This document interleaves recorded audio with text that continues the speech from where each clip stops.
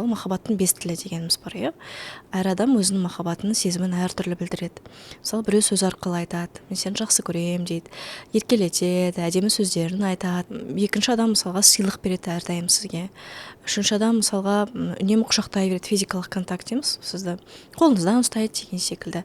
Төртінші адам бұл уақыт арнайды сізге, уақытын бірге өткізгісі келеді. Және бесінші махаббаттың тілі бұл яғни сізге қызмет көрсетеді, мысалға білмеймін, көмектесіп жүреді сізге. Затты көтеріп келе жатсаңыз бір жағын ұстайды, үй жинап жатсаңыз пылесос ұстап береді дегендей. Ол махаббатын қалай білдіреді деп сұрай бастаймын да, сонда жолдасыңыз қалай білдіреді? Әрдайым қасымда жүреді мысалға.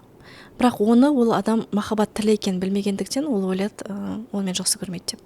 Бірақ біз білу керек, біз адамның махаббат тілі мысалға сыйлық болса, ол сізге әрдайым тіпті бір ручка алып келіп беруі мүмкін, бір карандаш әкеліп беруі мүмкін.